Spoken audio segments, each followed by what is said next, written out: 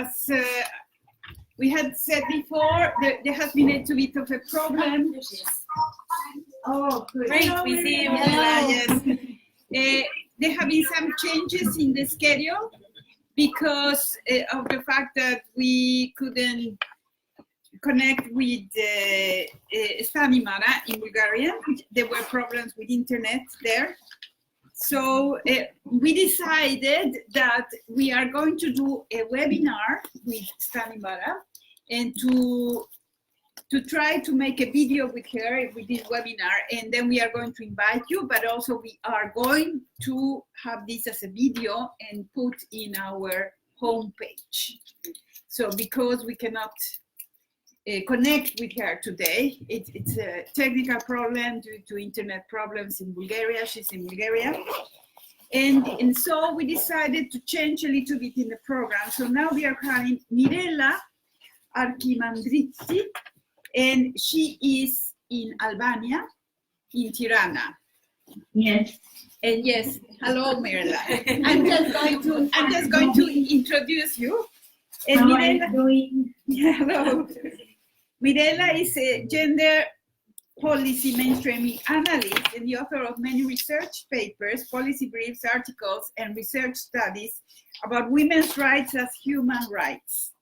Mirela is continuing her doctoral studies with Clemson University of Family Community Development. She has a master's degree in business administration from Sheffield University, UK. And then she has already also finished physics at the Tirana University in Albania. And she's now the executive director of the Gender Alliance for Development Center in Albania. And she's focusing on projects for the advancement of women's rights and gender equality in the Albanian society. As a women's rights activist, she has spread valuable information on human rights all over Albania. And you are very welcome, Mirela. And I should say that it's a little bit of a pity because she had also planned a visit to Sweden, but that's taking place next week. So she couldn't advance it to come and be with us, unfortunately. But we hope some other time that she can come to Gothenburg. So welcome, Mirela, and the word is yours. Hello, everybody. So you listen me well, right? Yes. Okay, perfect. So I think I would really be keen to come and see you there and discuss together these very important things about the gender equality.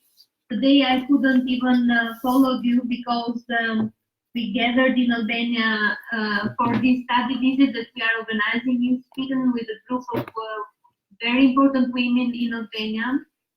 That are members of parliament working in the important institutions like the Prime Ministry Office, Ministry of Health and Social Protection, both very important in the gender machinery in Albania. And we want these people that are like 14-1 to see how Sweden is developing gender issues and how well you are doing things, because the theme that I agreed to discuss is exactly about the backlash against gender research, and I thank you very much, Edme, for including me in your conference, and it's a great pleasure being with you. And I know that in Gothenburg is really concentrated the work for gender equality issues in Sweden, since you have a school for gender equality, you have the organization of EDME, you have the university working, and as well as the gender equality agency is there. So yeah. You are waiting for me to say what I have prepared about this. I am not saying something that you don't know. The main problem is that really many things, many aspects of gender development, let's say, in countries like Albania, which is in developing, are being done without a proper, let's say, research on gender issues. I want to have this presentation for you. And then please let's you stop me and we can have a group discussion together during the presentation, and then at the end some insights for changes and for changes the approach, I mean, and for some ideas that I can introduce in Albania that are more advanced and used in your country. I think that the group that you, I mean, the audience is a mix of people working in gender issues. Yes. You know that I'm working in Albania and in the region, mostly with other, let's say, colleagues that are dedicating their life to the gender equality issues in Albania, but you are as well? All kinds of people. Yes, yes, a lot of us. Yeah, and you are like professors and civil society representatives mostly, right? Yes. Oh, mostly civil society. So we are colleagues, let's say. Okay, good. So in 2019, we can say that many issues about gender equality has produced significant advancement at national and international level. When I say national, I have in mind Albania, but as well as the countries that are around us in the region. I mean, like Kosovo, Serbia, North Macedonia, Montenegro. These countries, let's say, has a kind of advance in the legal framework and in the written papers regarding gender issues. And many countries, including our countries that are called developing countries, are signed and ratified a number of international instruments related to human rights in general and women's rights specifically, regarding the participation in public life in our countries, and as well as in the international arena. So you know that everything started with the Universal Declaration of Human Rights, which recognizes the equality between women and men and mandates equal access to public services. I lost you. You see me? Yes. Okay. Yeah, that mandates equal access to public services and principles of non-discrimination based on sex. But you know that since the Universal Declaration of Human Rights has been like written and has been worldwide known, it took so many years for the gender equality issues to be discussed and be part of the main, like, let's say, as a topic of discussion in your country, for example, in other developed countries, European countries, but imagine in our countries. So you know that a few years after the approval of this Universal Declaration, the International Convention on Civil and Political Rights has been drafted and put forward. In its Article 3 requires the state parties to ensure the equal right of men and women to the enjoyment of all civil and political rights. So the convention further recognizes the right of every citizen to be elected to the universal and equal suffrage and equals the right to have access on general terms of equality to public service, which are emphasized as well in the Universal Declaration. Why I'm saying that? Because it is come the 1979.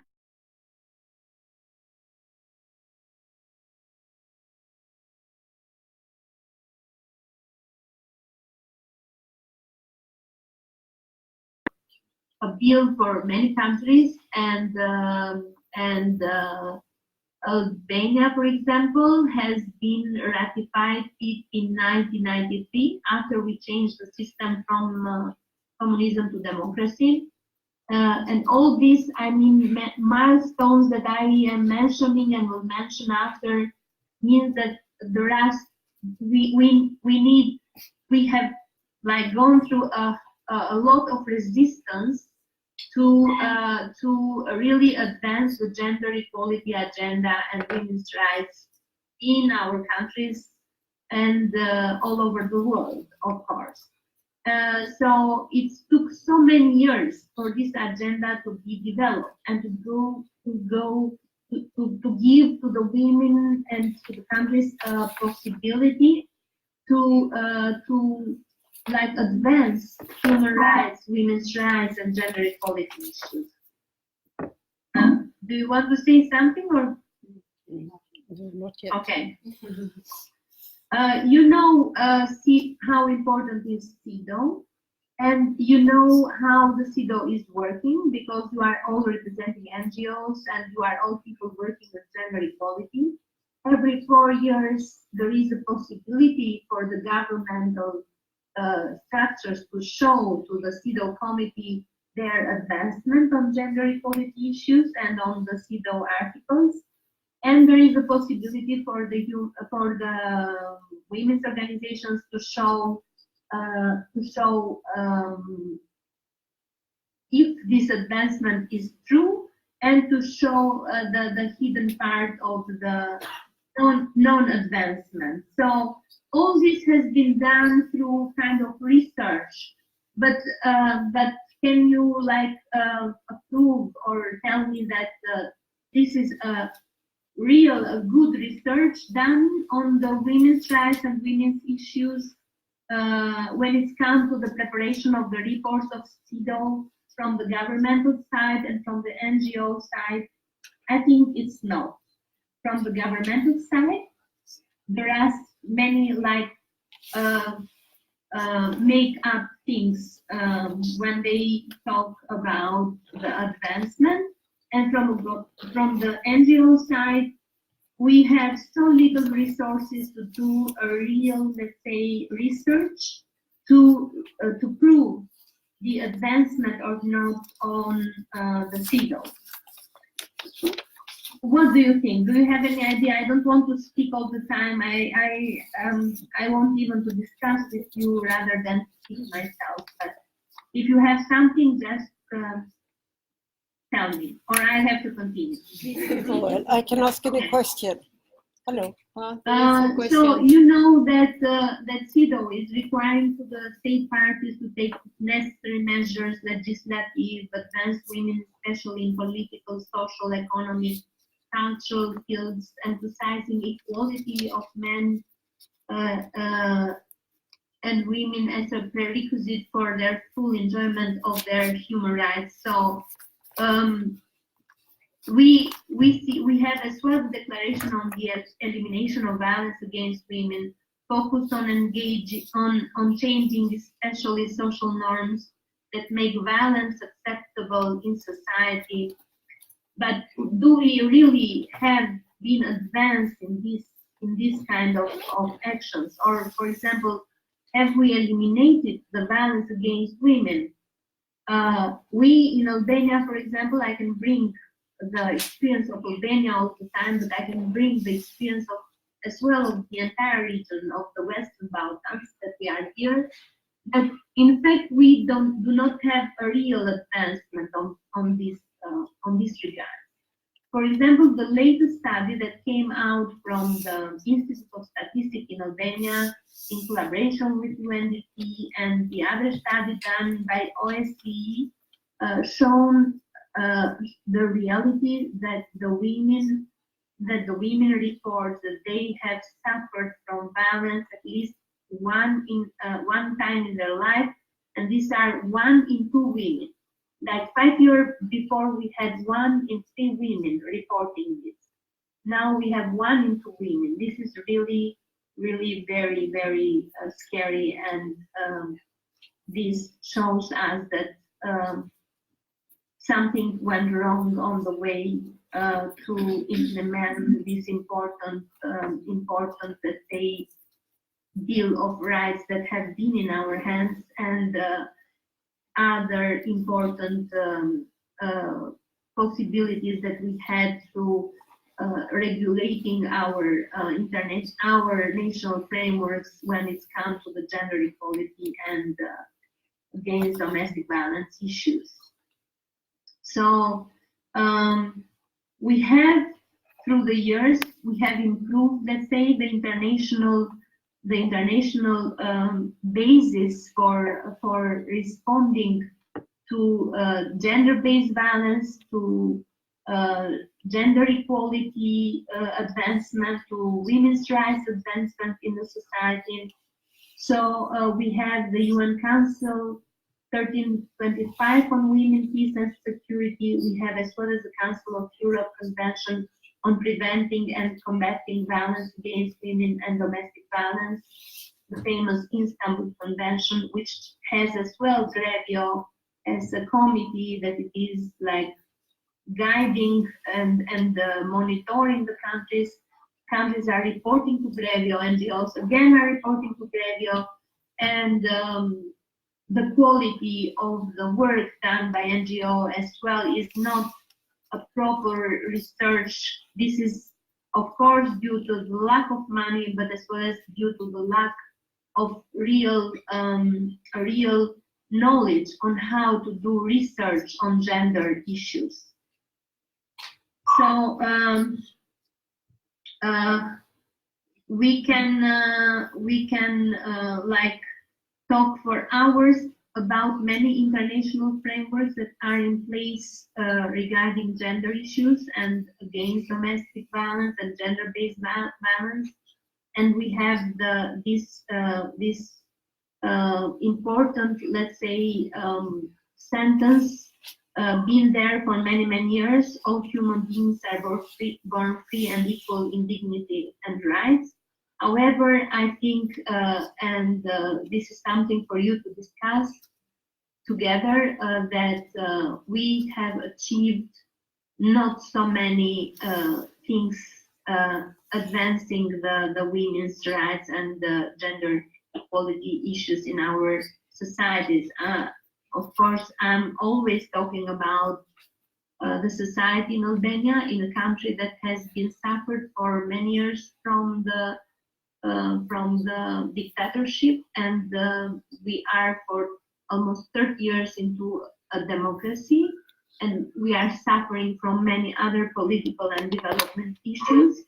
But trying to do something with gender equality, I think that we are not in a very good level, and many things needs to be done.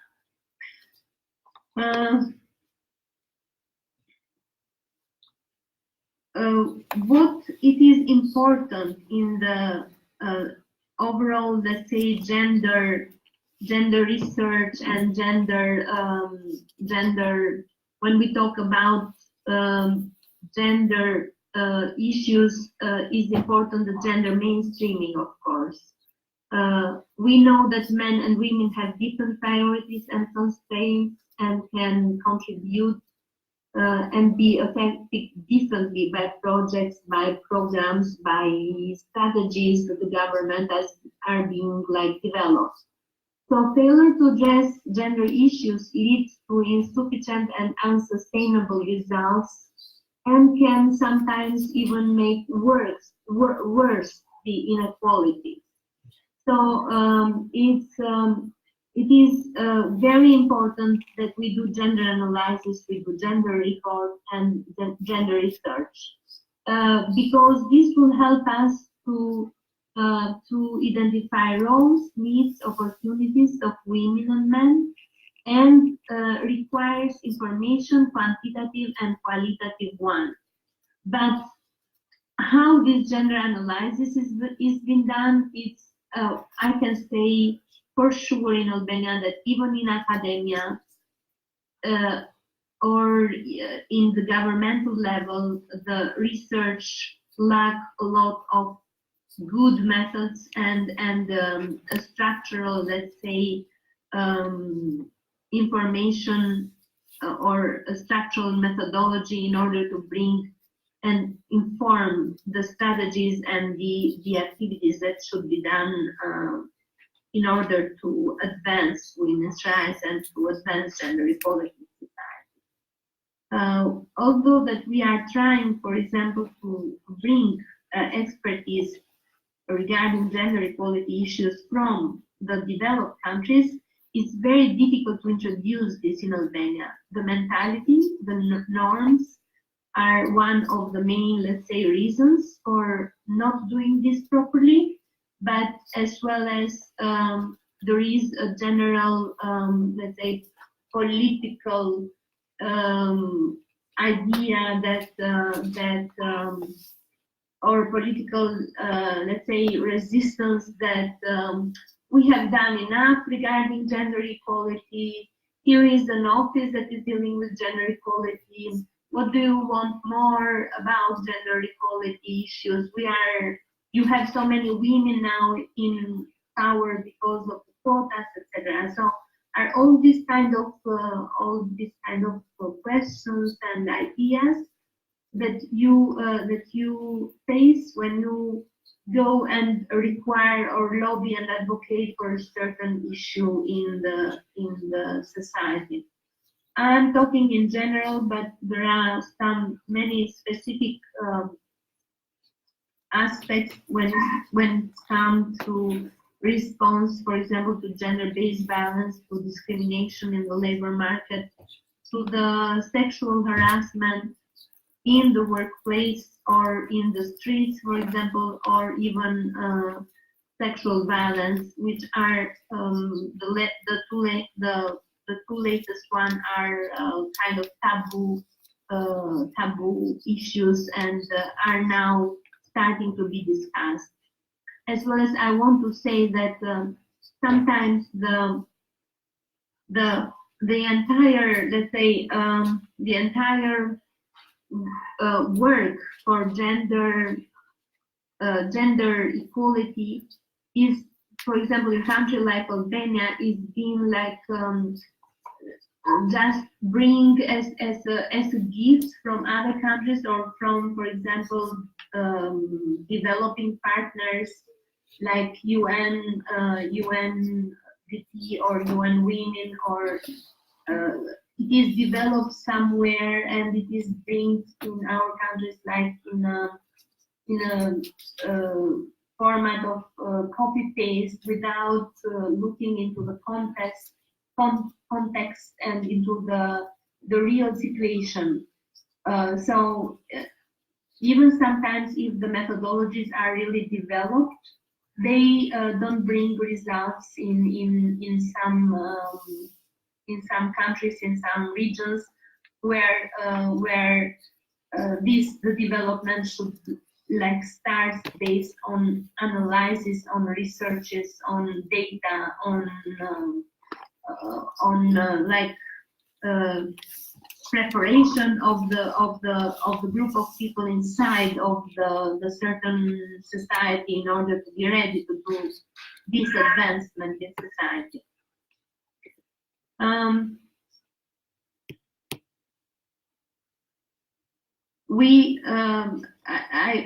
I brought here some important aspects, like, for example, what is gender analysis, what is gender research, that of course without this we cannot explore the differences between men and women realities and expectations. So supporting what I said before, if we want to work in a certain area in Tirana, for example, that is the capital of Albania, or in the villages, we cannot bring something that it is important for Tirana, like doing to the regions, because we can like analyze there that there is another situation, another reality. For sure that doing gender analysis and doing gender research, this leads to the effective policies and programs and efficient use of resources, equal access to resources and opportunities, and promote economic development.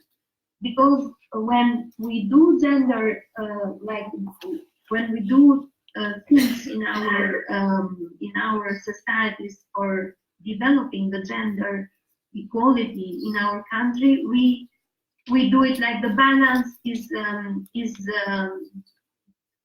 not a balance, because, for example, it is invested so much money for the gender-based violence, in fact, and for the gender machinery in our countries, but still we have problems. We have not a good situation.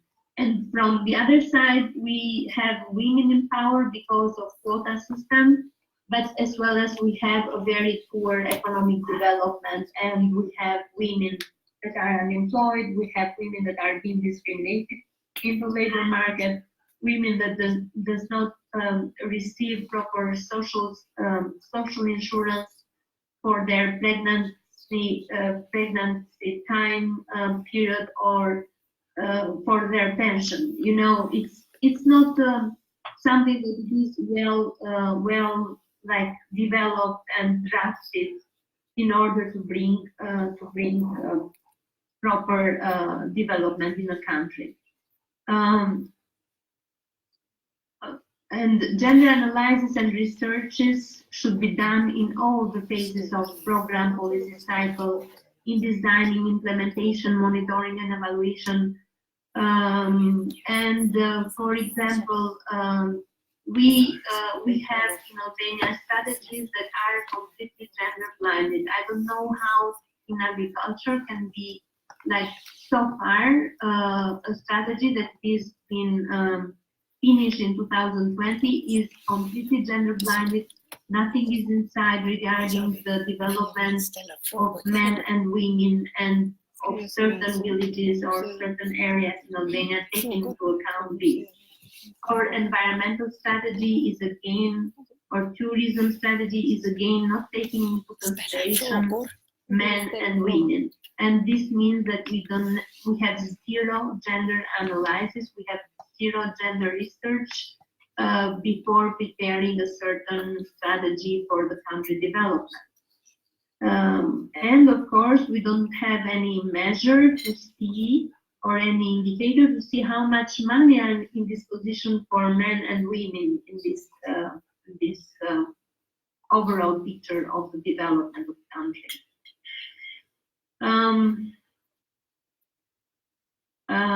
These are some things that I wanted to to mention regarding the gender analysis and gender research in different areas. Like, for example,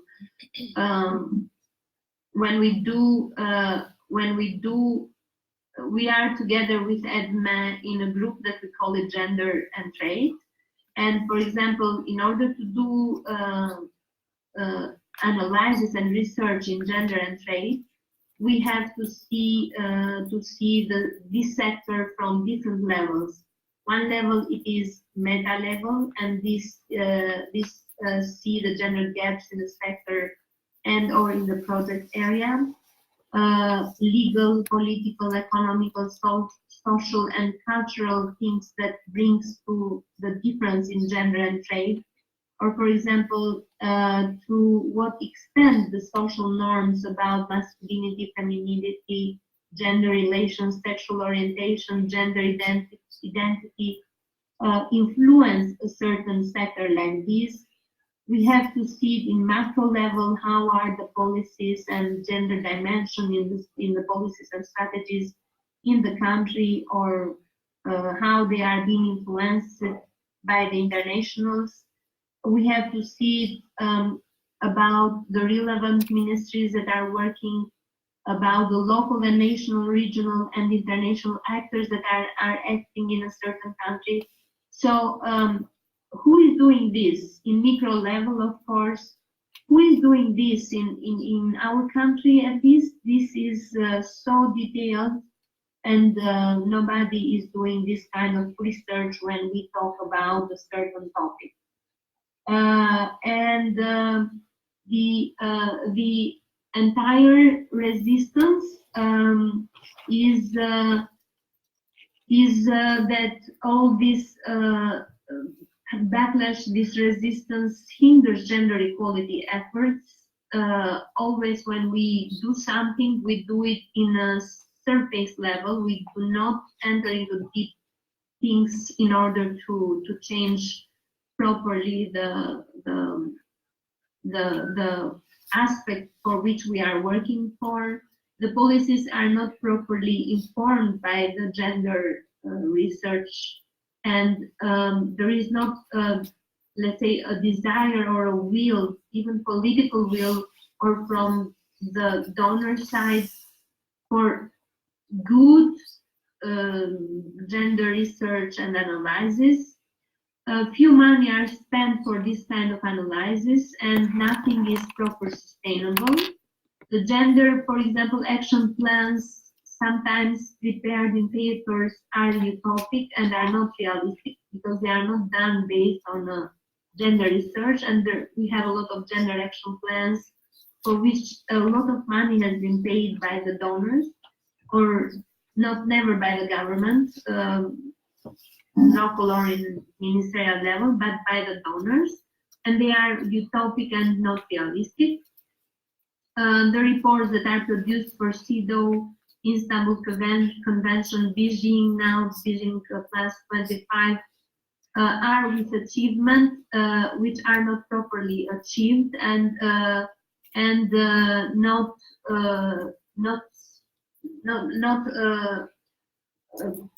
properly affecting the life of women and men. So please, if you want to add more, this was my presentation for today. It was a little bit of mix up. It was not, because I think that even the situation of the gender research in many countries is a little bit mixed, like something there and something there. Nothing, it is properly structured and done and informed year by year in order to see the real advancement or the real situation for a certain issue in the gender equality and advancement of this important. Yes, thank you, Mirella. Perhaps now we have some time for some questions. Before we split, we put Evgenia into the speaker chair. Yes. Okay, thank you very much for your presentation. I have many questions actually, but since you have given us an overview of the situation, I would like to ask the general attitude in the government towards gender equality issues. You have given that they're recognizing the conventions that they have signed, so to say. And I wonder, among other things, about if the government have somehow a general plan or program for how to make priorities in gender research. What is regarded as most important, for instance, in family policy or shelters for women. I mean, there are many issues that could be raised. And if I may, I would like to say I would like to know something about the civil society organizations in relation to this situation.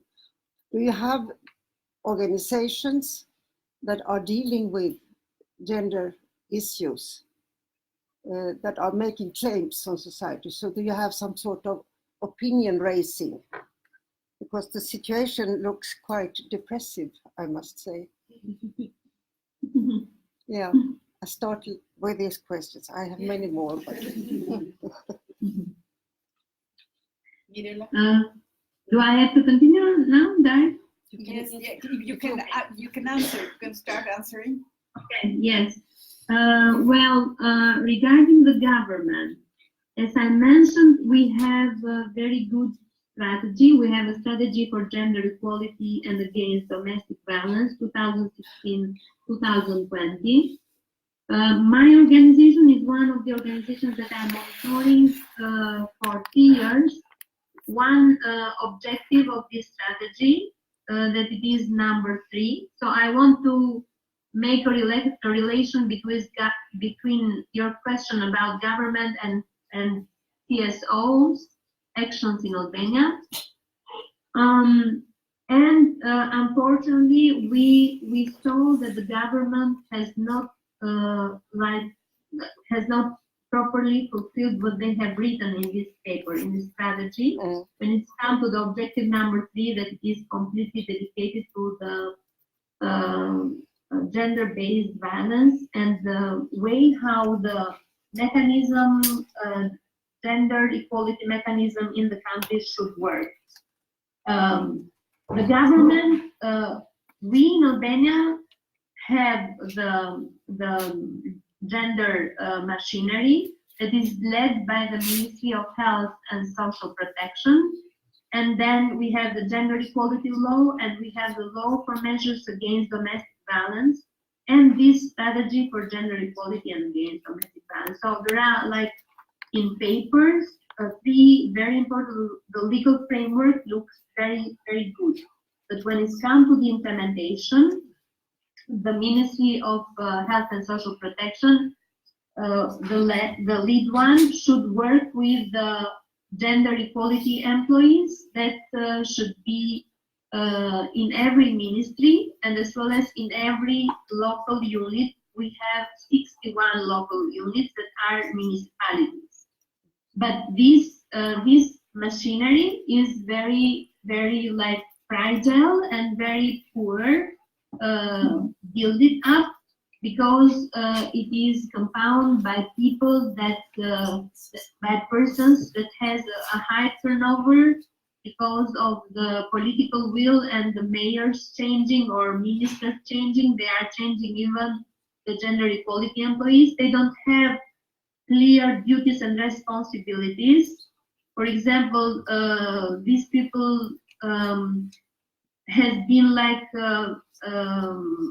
working in these positions without having a clue on gender issues. They have been just appointed there. We do not have a manual or document guiding these persons that are taking the positions as gender equality employees. So the entire let's say machinery, together with the legal framework, is suffering from this kind of these problems. From the other side, we have very little disaggregated data that feed this instrument, this machinery, with information, so they properly take measures and work for gender equality achievement. Of course, as a government of Albania, we have a lot of achievement which has been recognized even internationally, but the achievements are not well established and are not sustainable, in my opinion, and not only in my opinion. From the other side, we have many civil society organizations that have been created mostly after 94, 95. The civil society sector, the number of women's rights organizations in the civil society sector in Albania is the largest, let's say, sector with the women's organizations grown up year after year, and that are implementing projects for gender equality issues in Albania. Many of them are very active, doing lobbying and advocacy activities in central, local, and as well as in legislative level, like doing hearing sessions in the parliament. But although that reporting, of course, to CEDAW, reporting to Istanbul, to Grevio, So are doing a lot of things, but it is not a coordinated body that all this machinery and this people or this background, this historical be there properly, like established and with achievements. I mean, during these 3 years we have achieved this, but we have achieved this, and this is sustainable. So what we have to do next year? We are starting from the beginning all the time, and most of the efforts are concentrated to the domestic violence issue, to gender-based violence issue, and to the women's participation in political and decision making, which is good, but we are very poor in other aspects of the gender equality, like economic development of women. Thank you. Yeah, we would like to have now the presentation of Evgenia, and afterwards we can continue with the questions. But Evgenia is waiting. Okay. Okay, so now we are going to have the presentation of Evgenia Ivanova. And Evgenia is a feminist researcher, educator, and activist from Belarus. She has a master's degree in gender studies as well as in sociology of law. And she's a co-founder and co-chair of the NGO called Adliga, Women for Full Citizenship. She's also a co-editor of a Russian-speaking feminist almanac, Women in Politics, New Approaches to the Political. And her academic interests include feminist political theory, gender, body, and citizenship, feminist critique of the human rights conception, women's political participation, gender, and biopolitics. So, Evgenia, you are very welcome, and we are very happy that you are with us. Thank you. It's really good to see some familiar faces and to hear some familiar voices. Thank you, Edna, for inviting me. And I hope you had so far a very productive discussion. My presentation will be slightly different from Mirella's because I was looking more not only into research as such, but also at gender education in Belarus. So do let me know if it's not what you're interested in, and it's okay to interrupt me and move me, towards the direction you want to know more. So in Minsk, in 1997, there was a Center for Gender Studies established. It was one of the few and first centers for gender studies that appeared at the post-Soviet Union. There were a few more, but after a couple of years, it became obvious that in terms of education and research, at least 4 of them were particularly prominent. One was in Ukraine, in Kharkiv University, and they were more specializing in philosophy for the subjectivity, really difficult and deep stuff, not always easy to penetrate if you're not if your background is not in a hardcore continental philosophy. There was, of course, Moscow Center for Gender Studies, the specialty was more policy, public space, perhaps economy, gender economics, women's rights in economy and politics, political participation, this kind of quite maybe even traditional in a way domain of women's rights and interests. Then there was St. Petersburg, which later had a degree, well, at least they had some opportunity to do a PhD if you're interested in gender studies, although I'm not sure if it was only gender devoted area. And there was Minsk, which was immersing itself in cultural studies, later sociology, and particularly interested in what was happening in the post-Soviet space or in the Soviet times with gender issues, how the gender order was operating. So there were, as I said, a few others, but they were more centers of interest where different researchers from all walks of life could gather together and have a community of like-minded individuals. Whereas at Center for Gender Studies in Minsk at European Humanities University, it was one of the first programs in MA Master Programs in Gender Studies in the Russian language. So initially it was a very unique program. I think it was a unique program for a long while. The first group of students came in 2000. And the education was very unusual, both I think for Belarus and gender studies at the post-Soviet area. First of all, it was very strong on issues such as representation, issues of visual studies and post-Soviet experience. And the group of gender master students were very diverse from all over the post-Soviet Union. Unfortunately, in 2004, the university was closed down by political reasons or whatever reason it was happening, and the university moved to Vilnius, Lithuania, where it still exists. The master program kept going, but there was another program under the same umbrella, which was the visual studies and urban studies.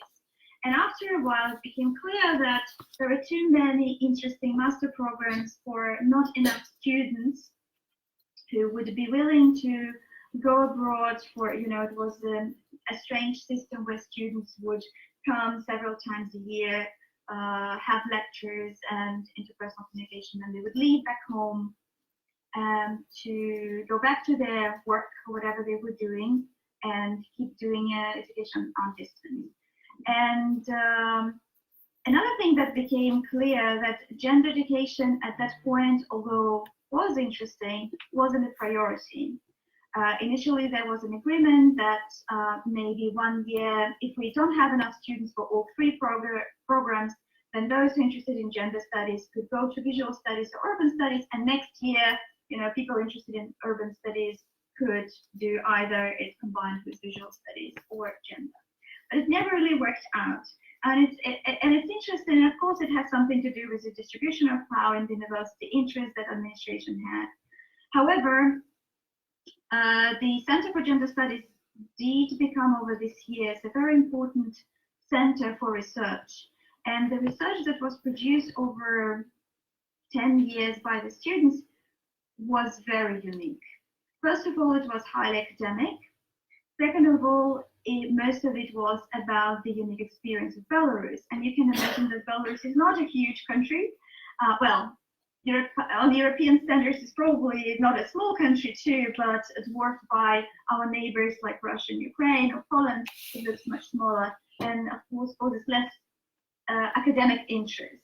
However, there was a body of very interesting research that, due to a number of reasons, were not very, publicly available. However, the students, the master students graduated from this program, were recognized as quite highly qualified experts. And there was this point of time where Belarus really needed these experts, especially because many international institutions at the time had a thirst or requirement for gender expertise, and where it seemed that will be a very happy marriage or partnership between the research and action. I will leave this story for a little while because I want to go to a parallel story. Maybe I'll just add to that actually HU is still pretty much the only university. It's a university for Belarusian students, university in exile. So Belarusian students work there, study there, but live in Lithuania. Whereas in Belarus, we don't know. Well, it's hard to say. There are no gender-specific programs, but there are rarely gender-specific courses right now, although there were attempts, and I will tell about them a little bit later. But there's definitely some teachers that are interested in this problematic and somehow manage to kindle this interest in their students, because there is no break in young professionals interested in or having some kind of knowledge on gender issues that they, appear here and there. So in terms of research, if you want to do a doctoral degree in Belarus, you can do so. You have your Bible, you have your examination, you have your defense, and it may be very successful, but there is one peculiar characteristic to that. There is this body that consists of, 12, 15, or 20 academics from all range of disciplines who would take a look at every single work and approve it. So first you're approved by your peers, by people from the discipline, and then your work, even though you already defended and receiving congratulations on becoming a doctor, your work is still going for approval in one more body. And there is where a lot of problems with gender topics starts. I was recently talking to a woman who's a head of an NGO for women, and it's one of the oldest NGOs. And she actually decided in quite mature age to write a PhD. And she was writing a PhD about women in technology. And she did go through all the stages, and she had her defense, and she was successful, only to find out a couple of months later that this highest body to approve her degree decided that this topic was nonsense. I did go on the website of this body, of this committee, and checked. They had all the list of every single dissertation that was defended over the last 20 years. And I tried to search for the topics. I wasn't spending too much time on that because I'm not too search on that really. And I found out that term gender appears only 4 times over the course of last 18 years. And I was curious in the topics, and it turns out there was one topic on policy, something about the policy was interesting, and there was something about Russian language, so it was about grammar and something linguistic, or maybe from the literature area. And there were 2 topics related to physical training, where people were interested in various aspects of women athletes. And Belarus actually takes a great pride in our sportsmen and women, and mostly because our current government supports a lot of sport activities. But we have it just for topics. Then I decided to look for terms women. How many? I didn't do it with men. I was too scared what I might find there. And I looked through women. I found, again, over more or less course of 20 years, I found that there were about 21 works, 21 dissertations that I managed to find. And I want to repeat myself, my search was